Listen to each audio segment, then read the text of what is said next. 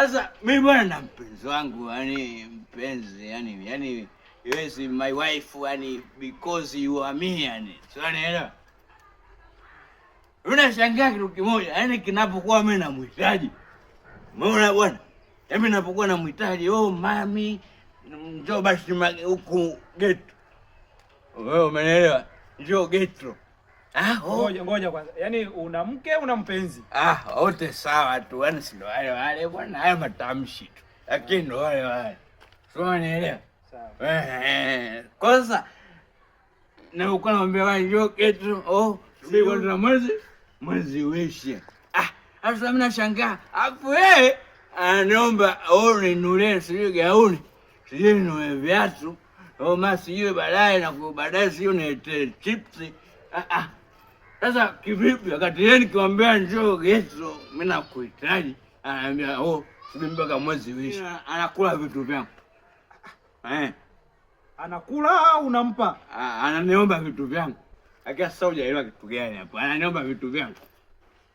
Mpe, si wa kwako. Sasa hapo unanishaurije sasa? Kwa sababu mimi huyu na mama anachezea kiko. Sasa inawezekana mimi navumwambia njoo geto. Ananiambia subiri bwana mwezi uishe. Alafu anakula vitu vyangu, ananiomba vitu. Bwana ninunulie sijui nini. Yeye nakujaje?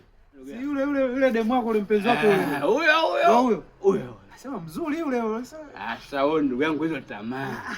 Usione vimeelewa yule vinakuwa vimeundwa. Unaelewa? Sasa toa jibu moja, toa ushauri. Sijakwambia aje hapo msifie. Sasa wewe unavuniegemea sana unani bana yule. Si anakuomba omba? Afu wewe ukimwomba? Si mwezi uishi.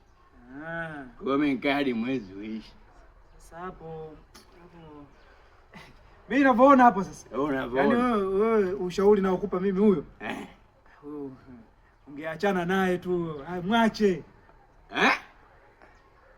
Achana. Yaani mwache, si anaomba. Mwache. Basi hapo ndo maana kupendewa kwa sababu huko unatoa madini ya demu. Unaelewa? Huko unatoa vitu adimu, madini ya demu. Kwa hiyo baada yake mpigia simu, naambiwa achana mimi. Safi. Hapo imeisha. Naambia achana. Achana mimi. Achana wewe. Hiyo imeisha hiyo. Hapo ndo hapo. Wewe mimi ndugu yangu wa damu kabisa. Ni kweli ndio. Kama ndo hivyo tu. Yaani national play over.